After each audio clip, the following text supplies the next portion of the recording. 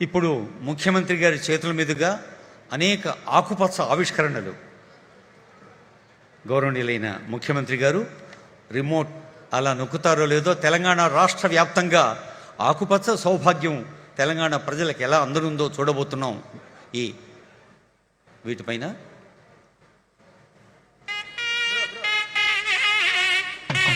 ఎన్నో అభివృద్ధి కార్యక్రమాలు. ఆర్మూర్లో Aranya urban park, Bhadradri Kothagudem Kinnerasani. I request dignitaries to take their seats please. పెద్దలందరినీ దయచేసి కూర్చొని ఈ దృశ్యాల్ని ఆస్వాదించవలసిందిగా రిక్వెస్ట్ చేస్తూ ఉన్నాం.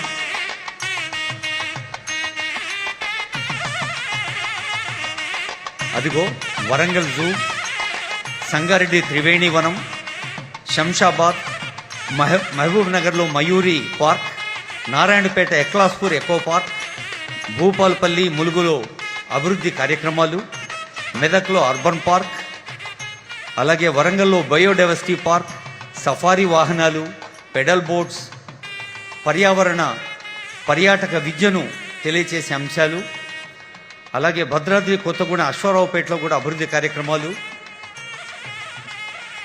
తెలంగాణ రాష్ట్ర ప్రభుత్వం కోట్లాది రూపాయలతో ప్రజాంకితం చేస్తున్న అటవీ శాఖ కార్యక్రమాలతో పాటు ముఖ్యమంత్రి గారి ఆదేశం స్వచ్ఛమైన గాలి మన ప్రజలకు అందించాలి.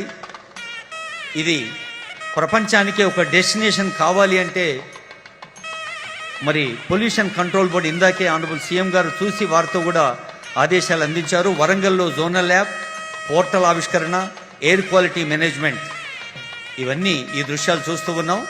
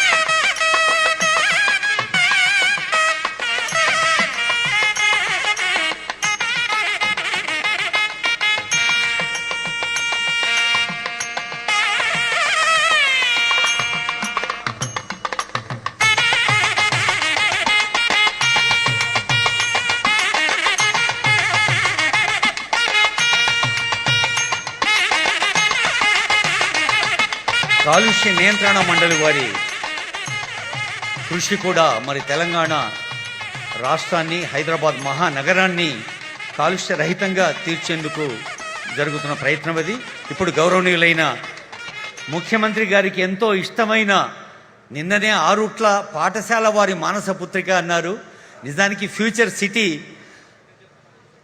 అక్కడ కూడా ఒక సర్దార్ నగర్లో అభయారణ్యం లాంటి పచ్చదనం ఉంది అన్నారు ఫారెస్ట్ అధికారులు.